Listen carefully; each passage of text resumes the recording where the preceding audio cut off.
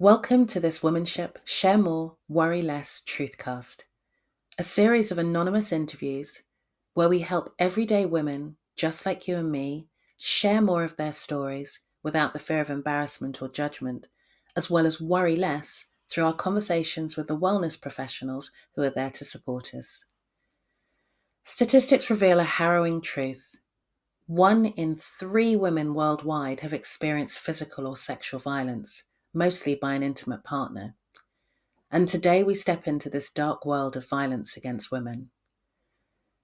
And how after 10 years of keeping her attack a secret, love and EMDR therapy, which stands for eye movement desensitization and reprocessing, which is a form of psychotherapy, helped our guest on her road to recovery. After her partner and her therapist, I was only the 3rd ever person she'd opened up to about her attack. And I feel truly honoured that she felt safe enough to share her story with me. When we'd finished recording, I asked her how she felt. She said, "I feel weirdly light-weighted, like a feather somehow." I asked her if this was because she had spoken about her story.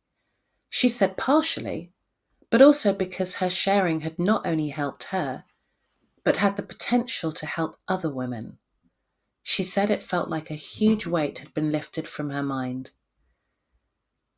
It brought tears to my eyes, not just because of the simple act of being able to tell her story had helped her, but because it was another confirmation of our womanship belief that sharing more really does help us worry less.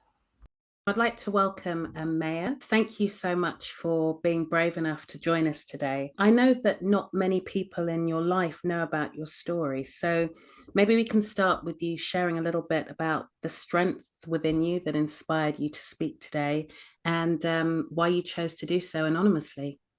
First, thank you for having me and for letting me use your platform to share this story, and hopefully it helps some other women in similar position.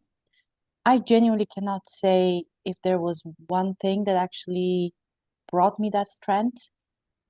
It's true, it's been a decade since it happened, and I didn't dare to say anything to anyone, not even the close people to me, up until a year and a half ago.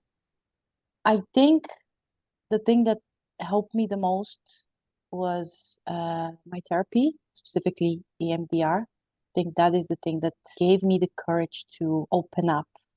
And yes, anonymously, because we're not done with therapy. There's still work to be done. And I think that in this case, the importance is the story and what happened after that and the overcoming of it, not specifically me. Okay. And you chose the name Maya. Just curious as why you chose that. Well, my favorite author, more specifically for poetry, is Maya Angelou. And poetry is actually the thing that helped me all those years since I didn't dare to talk to anyone about it. I was writing about it in rhyme. So that's throwing everything, of course, because of being scared that it would be seen, but it to work through it. It's hugely important, I think. People underestimate the power of journaling or writing to yourself as part of a healing process. And it really is something that I know has helped me hugely in the past, being able to journal things and write down how I feel. So I'm Exactly. glad that she could help. So what I'd love you to do is just tell a little bit about yourself, about your background, give us a little insight into who you are so that we can then talk about your story. Yeah. Well, what is important to know is I'm 29 years old, and quite important also for this story is to realize that I come from a Kurdish family with quite traditional values, culture as well, not westernized, let's say, in the manner of basically being taught to be a certain type of a person, of a woman, without going over any lines put there for you, any boundaries. Do live currently in the Netherlands. I moved here to study and then stayed for work. I'm working in marketing, which is really helping my creative side. I think that is also helping a lot with my healing, being able to express myself. in my work. And as hobbies, like I said, poetry is one of them, but reading in general and photography are also a big part of the things I love to do. So you mentioned that you were Kurdish. So what, tell us a little bit about what that meant from a family perspective for you. Um, Big part of that was being born a woman meant I did have quite a lot of responsibility put on my shoulders at a young age, like that I had to learn to cook, clean. Basically, I had to be built into a housewife material. That it's great if I want to study, but that's only so that I'm more desirable for an arranged marriage. So you had to get married as soon as possible once you come of age, but then stay away from all kind of male friends or acquaintances up until that age. Hierarchy was also a big thing in Kurdish families. Basically, males come first, and then per age. So don't get me wrong, there's a lot of positive things also in that culture. It teaches you a lot of teaching you being to be a housewife is also teaching you to be independent and not relying on anyone or anything. You know, you can do it all. It's also teaching you a lot of empathy, a lot of positive, let's say, lessons to. Thank you. So I'd love you for you to share a little bit about your story. I know that it involves an ex of yours. Mhm. So maybe you can start at the beginning and tell us about your relationship and how things developed from there. So yes, the situation for which we're going to talk about happened over 10 years ago. I was 19. It was a brief relationship, but still, let's call it a relationship. For around 6 months with this boy. Let's call him George. So George and I met completely spontaneously through mutual friends, nothing special or Disney movie style. And we just kind of hit it off. It was charming. I was young, let's call it this. And I didn't have much experience in relationships in general, or even much experience with boys flirting with me or anything of the sort. It wasn't difficult to grab my attention at that time. So we started dating, and like I said, pretty brief relationship, which ended for the main and sole reason that I did not want to be intimate, regardless of the fact that I was already 19, and that was considered apparently age that I should be already not just ready but also experienced. Um, like I said, I'm coming from a different culture, so I was not ready, and So was that's why he we from the split up. same culture? No, he was from a different culture. I would not be mentioning exactly from which culture he is, but more westernized culture. And you say that you didn't want to be intimate, but did he pressure you on that? Only verbally while we were together. I didn't realize that it was a pressure at that time, to be honest, because I just assumed, okay, it felt like it was a child that really wanted a toy for Christmas, basically. Come on, are you sure? Let's try. And so on. This was going on, of course, for months. And obviously, at the end, at least I assume that we ended things in a very clean way, let's say this way, because I just said, okay, I realize your needs, and that is absolutely okay. So you can just take your path, find someone to fulfill those needs. That will not be me. So it's also not fair to you to stay in that relationship when we want different things. So that's how we ended. And personality wise, did you feel at any point in those 6 months that you were together that there was any danger to you, or did you feel unsafe in any way? Were there any signs of what might happen? Completely honestly, now that I think about it, there were red flags, but at that time, I didn't realize at all. I didn't take those red flags as danger. I took them more as, okay, this is not the person for you. You have to step away from that relationship. But nothing in me said, this is a person you have to be scared of or look out for. Absolutely nothing. Any examples that you can give of things that you now look back on as being red flags? Yeah, well, of course, the verbal pushing for getting what he wants. There was a lot of guilt tripping, such as saying, I'm being loyal to you and I'm not cheating, and you're still not giving me anything I want. Um, There were, of course, situations where even in a friend environment, in front of other people, he would say things like, yeah, I'm probably the only boyfriend in the world who is going above and beyond for his girlfriend and not getting anything in return, using phrases that I think is best not to mention here. Just certain passive aggressive comments, sometimes made in the manner of a joke, which I think I just ignored. In all fairness, I grew up with an older brother and with a father who were both very overprotective.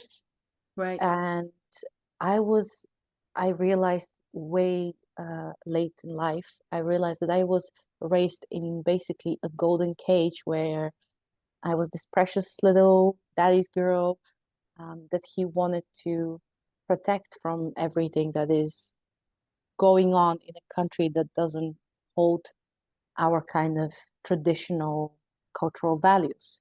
It's interesting how our parents and people around us can so often try and protect us from things, and yet the knowledge of them is what we actually need as well. Exactly. So, can you go back to the days around or leading up to your attack and tell us what happened? Well, to be honest, the days leading to the attack, absolutely nothing special happened. I didn't have any communication with George. It's not that I blocked him or anything like that. Like I said, I assumed everything was very clean break because we didn't have any fights or even attempts from him to approach me in any way. So, So I how just had, after the breakup did this happen? it was around 2.5 weeks after the breakup. So pretty recently after. I was a second year student at that time. So just going to university. I was at a stage of my studies where I would spend very long days in a laboratory. I was studying to be a chemical engineer. So quite often I would have also late nights. I was living alone at the time. And yeah, in the 6 months of being together, of course, he knew my schedule to pretty detailed extent. But yeah, prior to the accident, absolutely nothing unusual, not in my schedule, not in my daily routines, anything like that. And so, do you want to walk us through what happened that night? Yes. So that day I had again I was all day and lab since the morning, and my hope was to be done around 8 p.m. and then to go home. Where I was studying and where I was living was the opposite ends, a big city. So I had to take the metro home.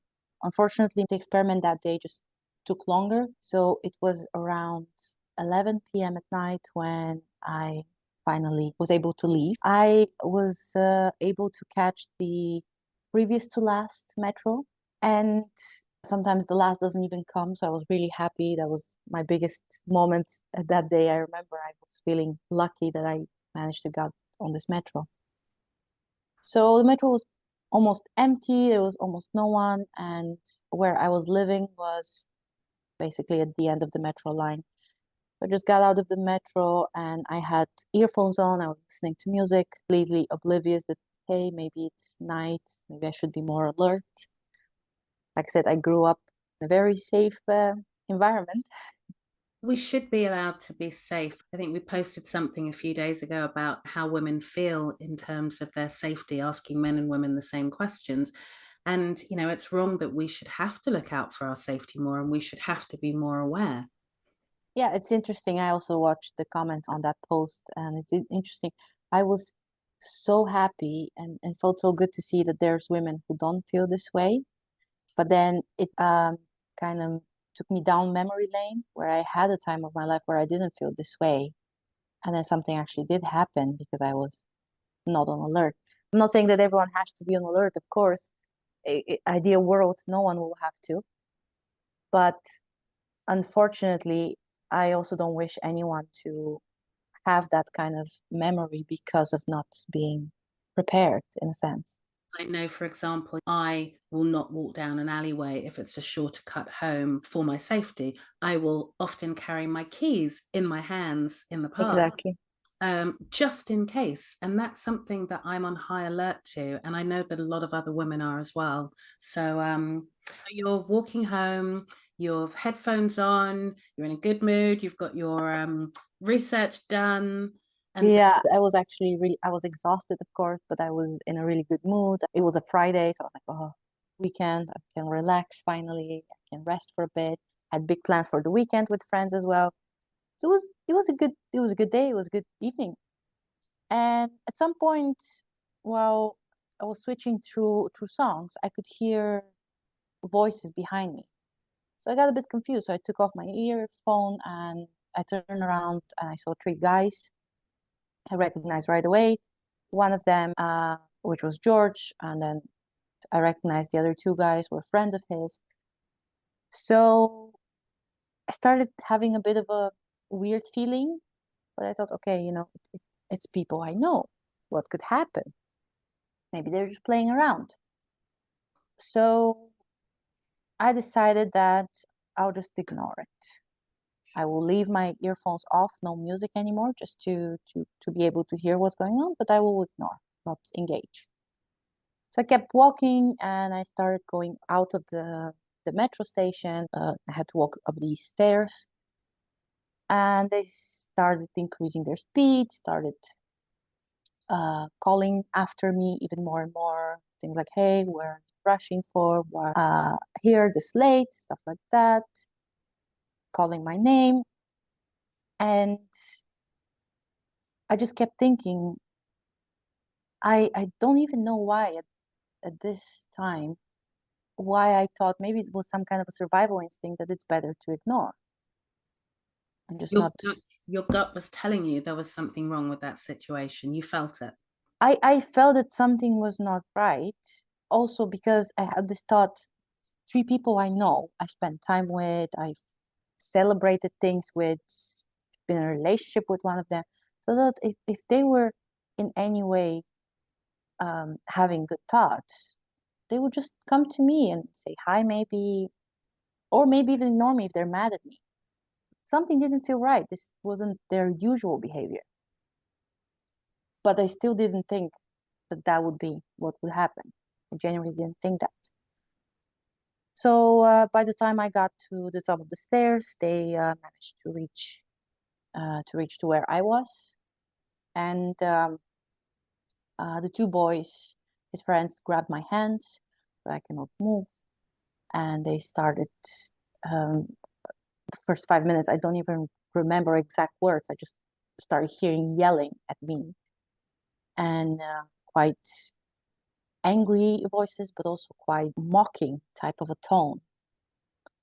Um, my my ears, my brain, maybe they cleared up. I don't know if it was even 5 minutes, to be honest. Maybe it was less. It just felt like 5 minutes.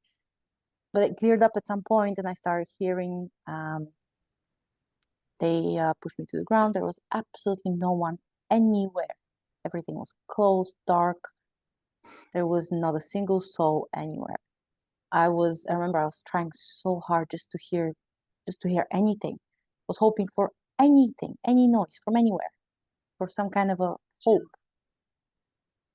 But they pushed me on. George was standing above me while the other guys were holding me, and he was screaming at me. The other guys were also telling something, but I don't remember at this point. I only remember George just being above me with this very malicious, hate-ridden face and just screaming at me, saying things like, let's see how your father will sell you if you're not a virgin anymore.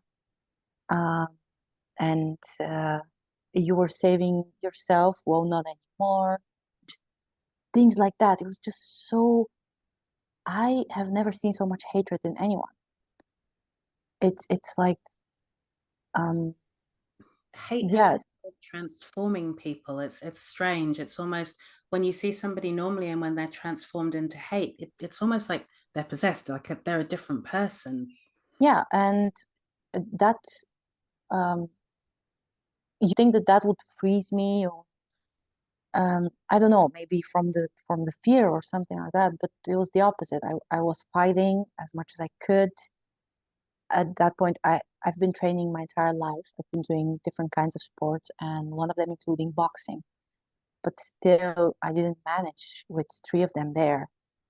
Of course, of course not. I mean, it's strange in these situations. They say you do one of two things, and I think it's hearing women's stories who've done both, and it hasn't helped either way. Uh, No, it's just a natural reaction of what your body does in terms of whether it's a survival instinct to fight or there's a survival instinct to just stay still and not be hurt, and both are equally as valid. And what was trying to what was very interesting at that moment, I've heard, well, mostly in media, of course, movies, but also some people say when you're in some kind of a danger situation, you see your life flash before your eyes, or maybe in that situation I would have seen the relationship or something like that. But no, all I could see at that moment and feel was so much shame and guilt, saying, just hearing things in my head, like just this voice saying, why are you here so late? Why are you alone? Why would you put yourself in that position? And years later, from everything that happened, from all the details that maybe blur at one point or another, that guilt voice just never went away. And if I'm being honest, I'm still working on it. It's still not completely away. it breaks my heart that women think about things in this way. I know from my own personal experience that I was not attacked, but somebody tried to do something very inappropriate.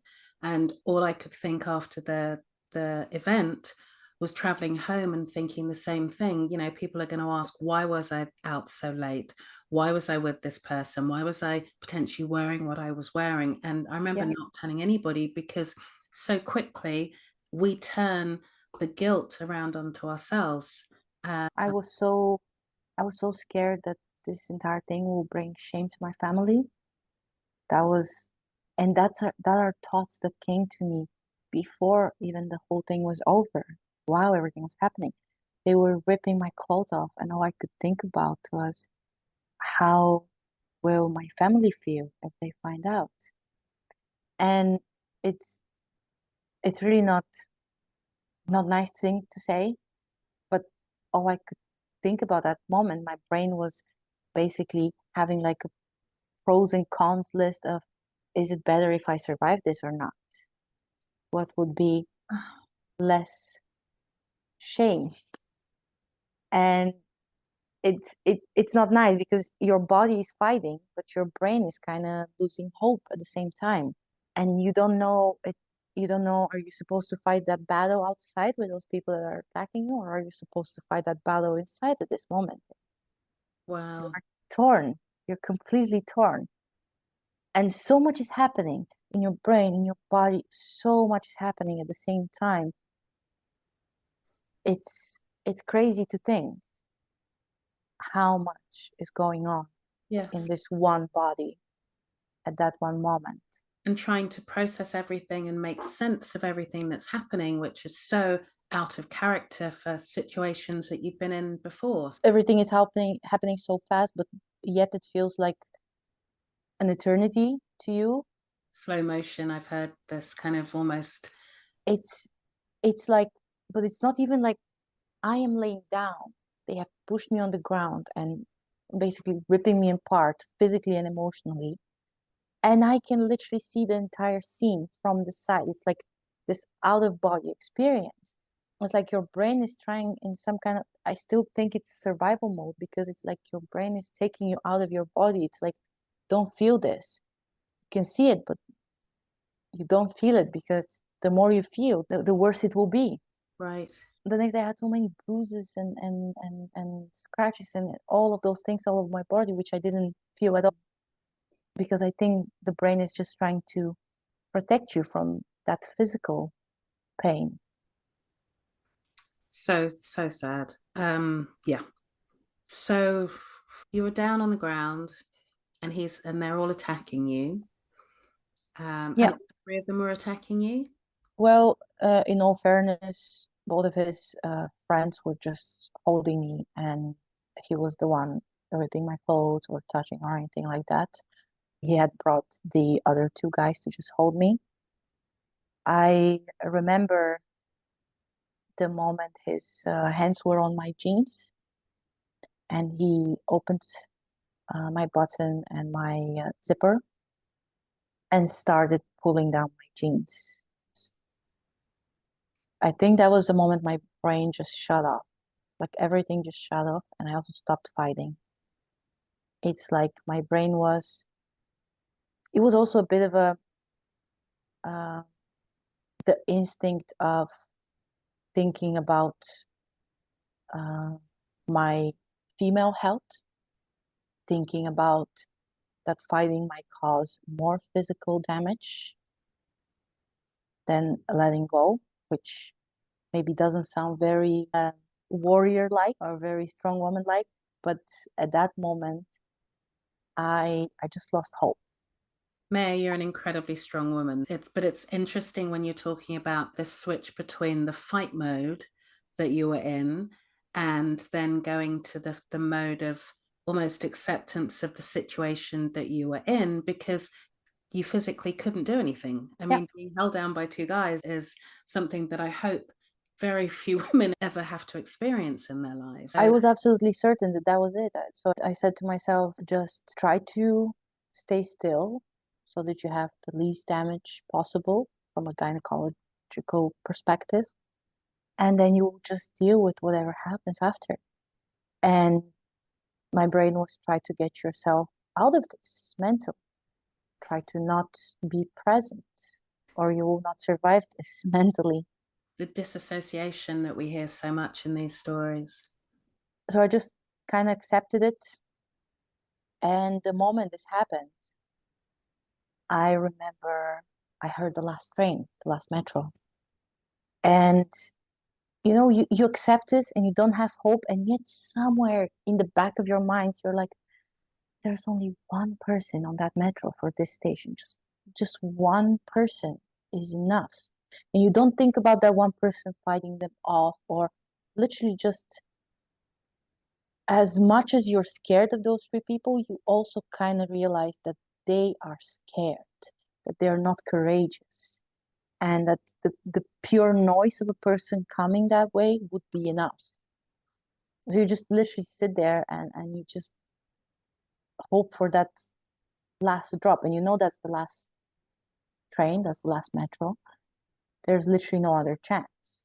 It's either this or nothing. And luckily, they were not very smart because we were literally in front of the stairs of the metro. It's not like they pulled me into an alley or even a bush, nothing. We were right there next to the big street. It's strange how your brain goes into it could have been worse had they pulled me into an alley or had they made it more private, going into like the psychology of their brains, which I guess is something that we don't talk about very much, but you've started talking about what you thought their psychology was at the time. Well, in They all were fairness, I didn't think of that at the moment. This just through the years of trying to process this and thinking back on that time, I would think how lucky I was that it wasn't this, because there's a lot of what ifs that you start thinking about. What if is a big, very, very big part of the time after, and I think it will stay forever. especially for women, we question ourselves and second guess the whole time. Yes, for everything.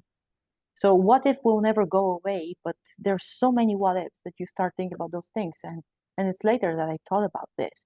But I believe that I still had it somewhere in my mind because I held to that hope of there being someone in that last metro. And I was lucky enough that there was. There was actually a couple of people somehow, Right. which is one in a million chance in that last metro. I remember the two guys that were holding me, they started screaming at my ex and saying, you have to go, there's people coming. Come on, let it go. Leave it alone. It's not worth it. And he just that hate just didn't go away. It was just so much there that he was absolutely 100% ready to ruin his entire life for this one let's call it vengeance for lack of a better word, even though I don't know what he would have to be vengeful for. But it's interesting that you say ruin his entire life when you didn't say anything about what happened to you. It's only very recently you started sharing and talking about it. Do you think it would have been different had he actually managed to perpetrate this act that he was trying to force himself on you? I cling to that hope that that would be the case.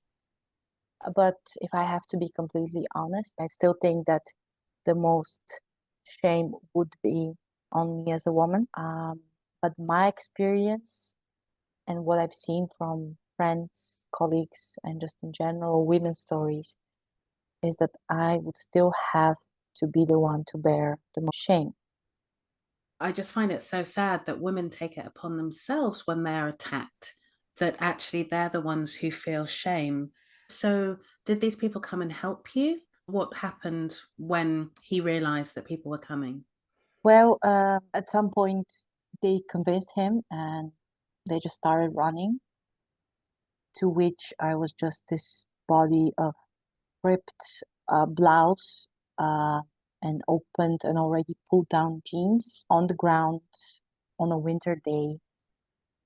And I heard footsteps. So a person was walking up the stairs. It was a man, um, middle-aged, around 40, 50-year-old man who saw me and he froze. He got really scared. Also, if you see something like that at night, there's a lot of thoughts that can cross your mind. Things like me being drunk or being high on certain substances. So Your empathy level is incredible that you're thinking about what other people would think about the situation. It's I think that's the upbringing I come from. You are taught to think about what would people say about your family name. Family comes first, especially how people see that family, how you present yourself. I think that has a big part in that. okay. But yeah, he was literally frozen for a while, and I was just there shaking. And I remember he looked around and he saw my jacket somewhere. I genuinely don't remember where it was thrown. I never got the name of this person. I don't know who he was, but I will forever be grateful because he just took my jacket, brought it to me, and covered me with it. He didn't say a word. He didn't ask if I need help. He literally was just silent there, put the jacket on me. He didn't touch me uh, while he was putting the jacket, so completely kept a distance. He looked around after that. I'm guessing probably he looked if there's the people who did it somewhere or something like that. And I gathered my things. I think it was some kind of a purely automatic muscle memory on what to do, but I Right. don't even remember how I did it. Um, I took my blouse, I took my bag, and just started walking home. And I remember he was walking behind, but I didn't feel unsafe by that. He was just silently walking behind me until I got into my building, and then I saw from the window that he just turned around and Okay. So how did you feel when you got home? What were the next days like? What was going through your head? well, that night I showered 11 times. I was scrubbing and scrubbing to the point that I got wounds all over my body, but I didn't cry. Okay. I guess I didn't process yet or something like that because I didn't cry. Um, Anybody? You didn't think about reporting this? Again, the shame was too much. I was actually scared that it will come out. I was so sure I didn't want to tell anybody, but I was scared it might come out. And the next day, like I said, it was weekend that was coming up, and I had plans with friends, canceled everything, and I made excuses. I lied to them that I will be going to my hometown. I lied to my parents that I'm staying because of a big project. Just lied to everyone. Kind of locked myself because I was so worried that someone might find out. I skipped classes for the next entire week, scared that someone might, it's winter, they will not see anything all over my body, but I was very scared that maybe my look or body language, anything. Hmm. So I just and I cried a lot that week. Okay. At some point, I did finally cry. I did not sleep at all. Remember, I was locking my door so many times and didn't dare to go out, even for groceries, even during the day. At some point, I was starving. There was nothing at home, but I didn't even dare to order food because I was thinking I live alone. There will be a delivery guy. What if he figures out that I live alone? All of those things that I never in my entire life I thought about till something happened to me. And then suddenly I was thinking and overthinking and just going in circles of what should I do? How should I do it? How can I continue my life? It was this solution mode, but at least 4 times more cautious than I've ever been. Yes. Because you've never had to face those things before. So now I guess, you look at every situation, whether what could happen from a negative point of view, I can imagine, Yeah, rather than the way when you don't have that weighing on your mind. yeah. There So, was sorry, go there on. was years before I was able to appreciate the fact that things didn't go further because my brain was only going into the scenarios. What if there was no one in that last train? What if they didn't run away? What if they have managed to pull me somewhere where it wouldn't matter if there was no? There were so many negative what ifs that I was just drowning and drowning for years. So how did this affect your life from that moment on? I can't imagine what it's like to continually have these thoughts and trying to live an quote normal life or be the person you were before and not being able to share it with anybody. Well, at first, my brain went into a solution mode. I changed my entire life routines. I changed a lot of things on where I go, how do I go, until when, all of those small things. I grew up, basically grew up. And once I had a solid routine that made me feel safe, it went fine the first couple of years, in all honesty. Did you see him again? I never saw him again after this happened. And I've he, never to this day seen him. okay, and he's never reached out to communicate. You've never seen any of those people who are involved. No, none of them, not a single person of the three. Of course, I've also never asked because um, I didn't want to hear or know. Denial was my saving grace. Okay. I was just trying to live a very well structured and safe type of life without thinking why I'm this way now. But fortunately, all of that worked only until 2015, 2016. Everything changed then. Denial was no longer an option. So, what was the lowest moment that you've experienced?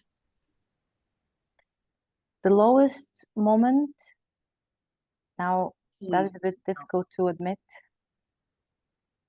I am a person who, when it comes to suicide, has believed two things.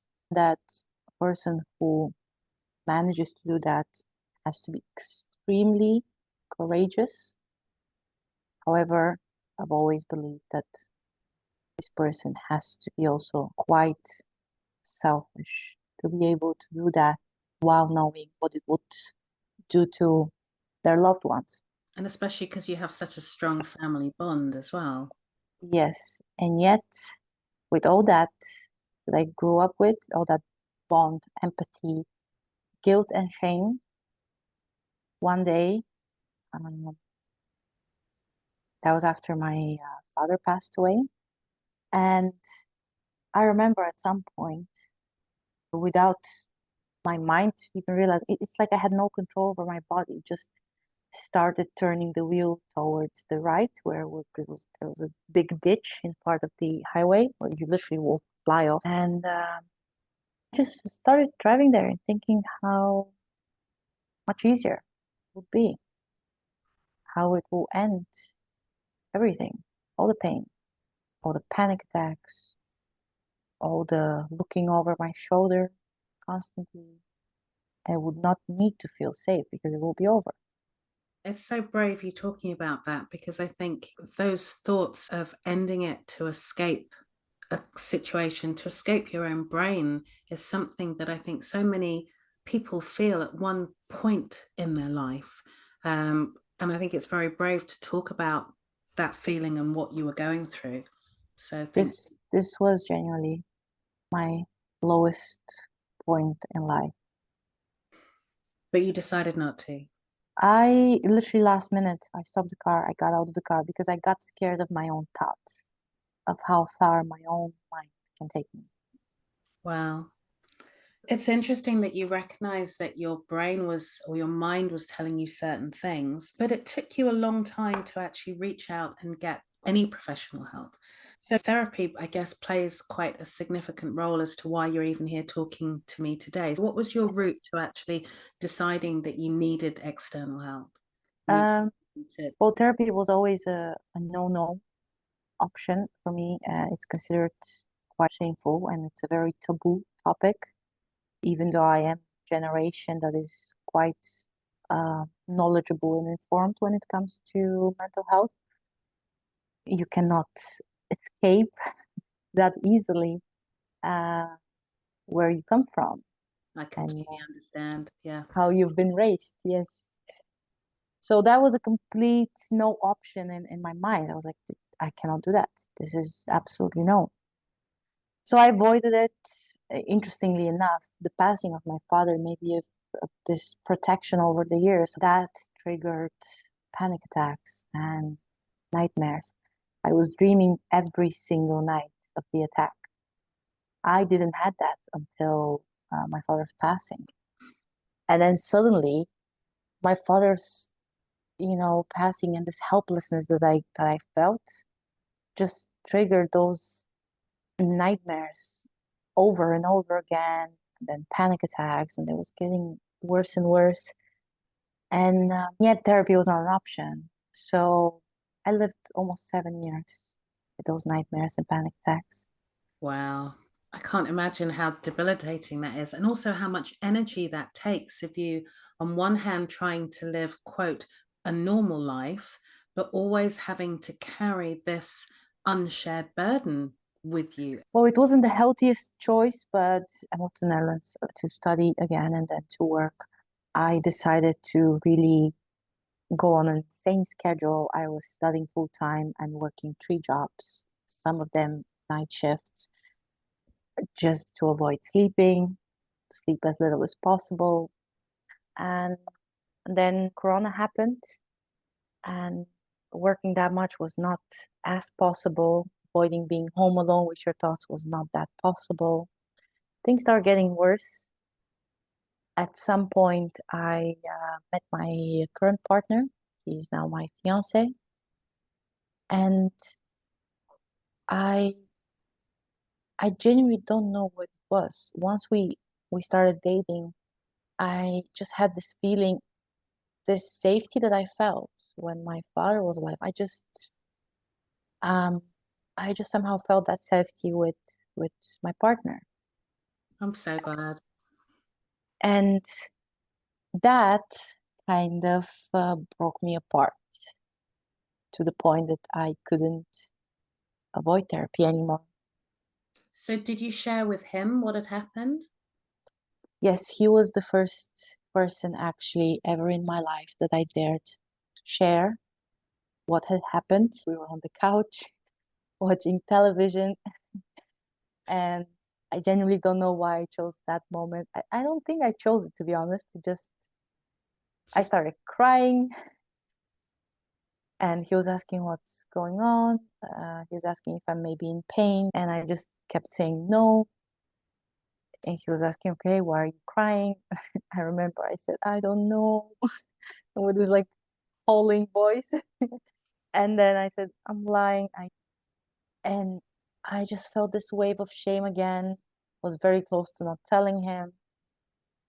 It took hours on that couch of trying to say it. I remember I asked him to turn around because I was scared that I will see so much shame in his eyes or judgment that I would stop mid-story or something. And I was like, I just want to tell you everything. And if you decide that you don't want to be with me anymore, I will understand. And I'll pack my things and go. Have you, And and yeah, have you that's thought how I about told him. telling him before? Had you thought maybe I tell him and held back from it and then it just all of a sudden came out? Or was it just something that came completely out of the blue, the idea of telling him? It completely came out of the blue. I never absolutely even for a split second thought about telling anyone. I genuinely thought I will take this to my grave and I don't want anyone to know Yeah, ever. And in our situation, it's not just us. My partner has two kids from his first marriage, so I think I just also took over kind of that responsibility, and I started thinking I need to be better, not just for him right. now. It's not just us. Yep, It's a family situation. And I was waking up at night and he would hear me wake up and he would see panic attacks and he would ask and I was like, oh, nothing, just stress at work right. or just make up excuses all the time. And this is from someone that you love. So it's interesting how our brains work, even in terms of keeping things to ourselves. And someone who's been through therapy, someone that I know that has done this for himself, that is coming from a westernized culture that would understand, would not shame. Yes. And yet it was my own shame and guilt stopping me. It was not other people. Yes. So was he one of the reasons, or did he suggest that you do some therapy around this? He didn't dare to suggest because, of course, more or less he understands that I come from a different culture and knows to a certain extent what that culture is like. However, he offered um, first that I can talk to him anytime I want or need, and it was very, very sweet of him because he offered to also have, since it comes to, it's about an intimacy type of a situation. He, of course, offered to have a deep talk regarding my boundaries and if I need for us to do certain things different, things like that. It was super sweet. Very considerate. Yes, absolutely. And then I just blurred again. Everything was out of the blue that day. Nothing was thought through, which is very rare for me. But I just blurred, I think I need therapy. Okay. I need help. I just turned and I said, I need help. I can't go on like this. So how did you choose what kind of therapy to do? Well, I didn't really choose. So I actually asked him, how do I do that? In my case, so I went to my general practitioner, I explained the situation, and they recommended that I would go, it's a whole clinic, it's not just one specialist. And in that clinic, they do a lot of tests, interviews, and things like that to figure out the core of what needs to be worked on. But once they know that, they can actually refer you either to a specialist within their clinic or if you need a specialist that they do not have, for example. And so you ended up with EMDR. Yes. You want to tell us a little So, bit more about what that is?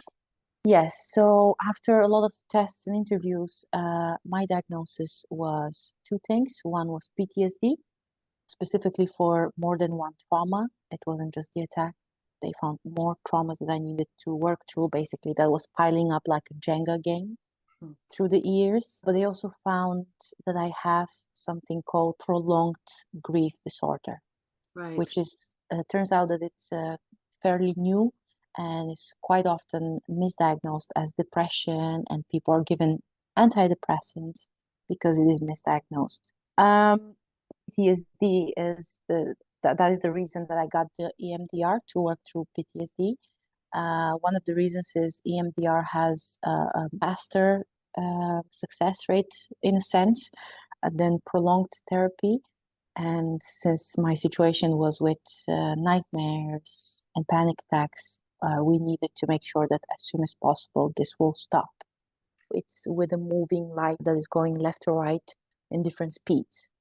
So what they do is they put this in front of you, and first they ask you to close your eyes and not remember the incident, but relive it. Wow.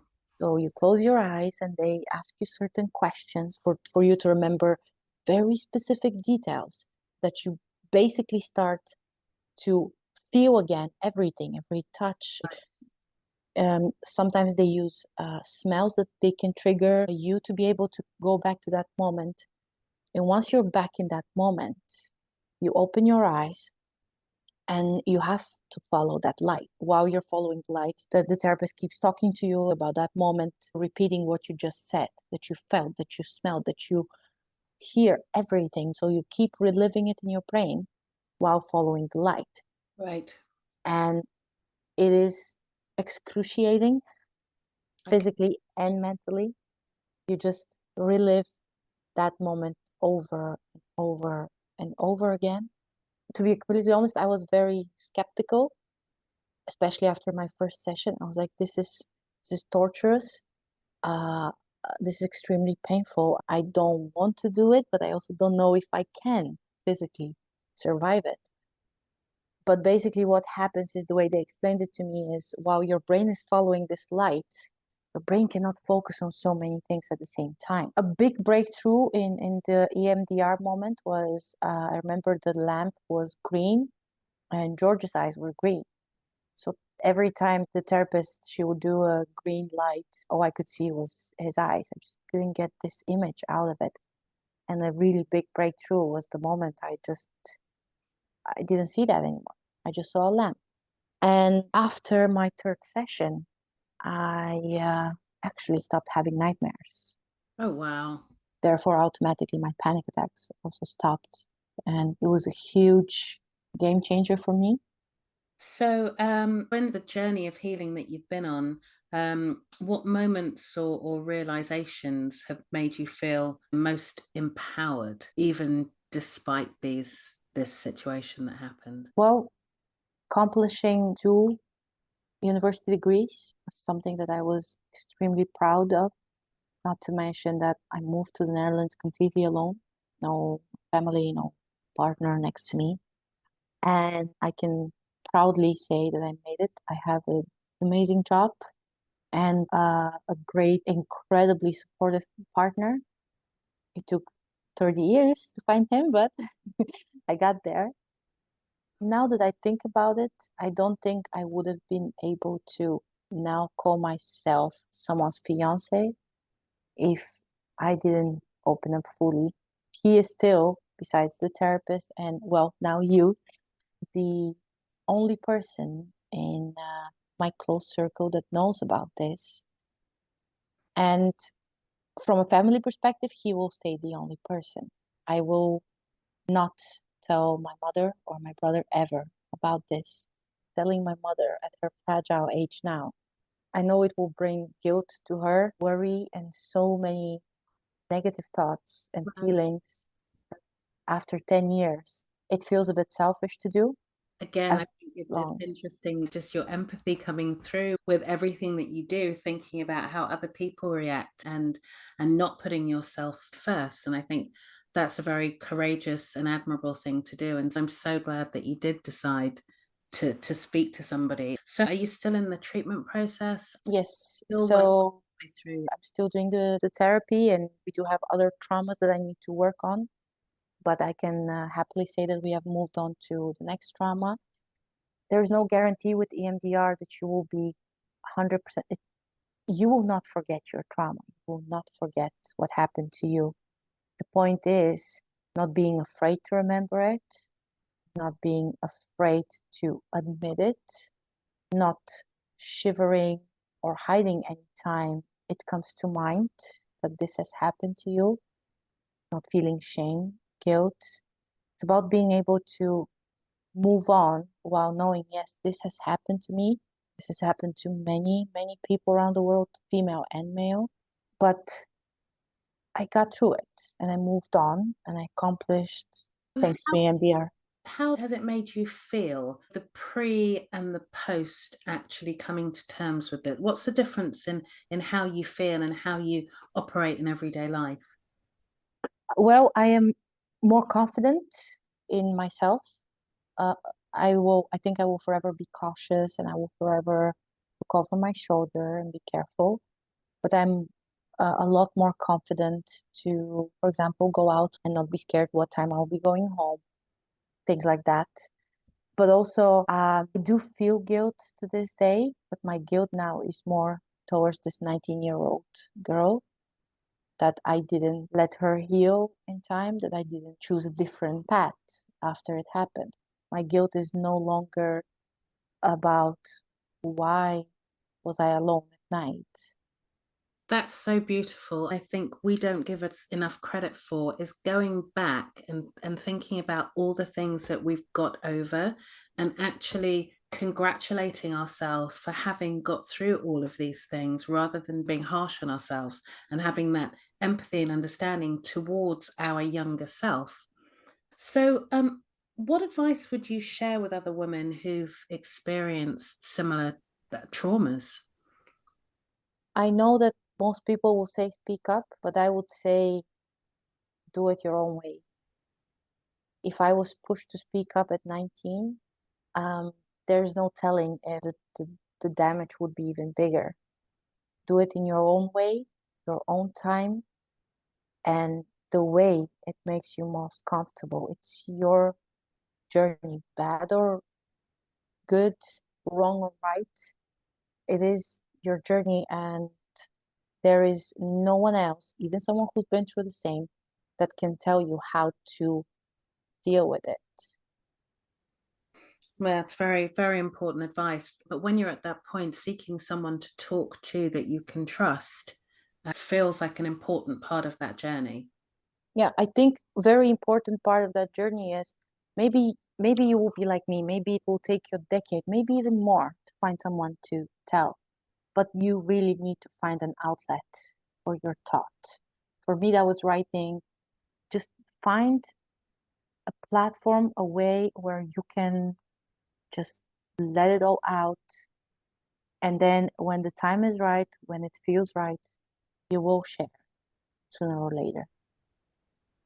Thank you. So, if you could change one thing around the discussion surrounding violence against women, what would it be? I would really like to change a lot of stereotypes when it comes to that.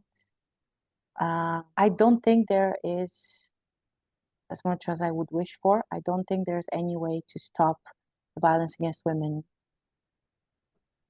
ever. That's so sad to hear. Unfortunately, I really hope someday in generations ahead I'm wrong, but I don't see it happening. But if stereotypes such as the shame and the guilt are changed, then a lot can change in women seeking help. If that mentality of that a victim, no matter if it's violence or something else, deserves it, goes away, that would help so much with the courage to actually come true. Talk about it. I think people find it so easy to be judgmental. I think it's important that we make sure we're always showing the empathy and understanding to listen to somebody else's experience and story and not negate it because if we do, we're invalidating a part of somebody's lives, and we wouldn't want someone to do that to us. So why would we do it to somebody else? I think that's about everything, not just about violence, but in general, being able to speak up without being judged. And you're right, judging is quite a natural instinct within humans, unfortunately. Anything outside of the norm we are used to is so difficult for us as humans to grasp. and to even associate with that automatically we judge. So unfortunately, that's a difficult thing. Okay, so one thing I like to do in this, ask you what womanship means to you. I thought about that a lot. And to me, womanship in my mind is just this, for lack of a better word, I will call it oasis. It's like a safe space. It's like you open a door and you're in this uh, Narnia place filled with women from all kinds of cultures, professional backgrounds that are there to just hear you out. Doesn't even need to be for support. It doesn't need to be for an advice. Purely for you to be able to share and just let go of whatever worries are on your shoulders. Womanship to me is a safe haven, something that is not that easy to find, especially online and social media world. It's a safe space for a person to turn to, and if they're not ready to share, to be able to at least hear stories that can help them or they can relate to. Thank you. I think so an important part of what we're trying to do. And I really hope that if there are other women listening who've experienced something similar, get courage and I am so thankful for you sharing your story. And so glad that you're on the road to recovery so that this doesn't actually influence every day of your life. And I think that's so important when we go through something to not let the past have a hold over us so that it actually influences our future. It is a one moment in time, but it takes years to recover. And that's really important to remember. You're not a failure just because it takes time. That's perfect. That's beautiful. Thank you so much. Thank you, Mayor, for agreeing to do this. I've really thoroughly enjoyed talking with you. I really appreciate your openness and honesty. And I look forward to hearing about your journey as you progress along your route of healing. Maya's story is more than one of survival. It's a beacon of hope for any woman who's ever felt alone in their struggles.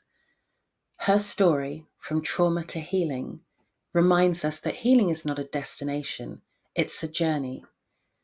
One that takes courage, time, and I believe a supportive community that stands together, ready to listen, uplift, validate, and support each other.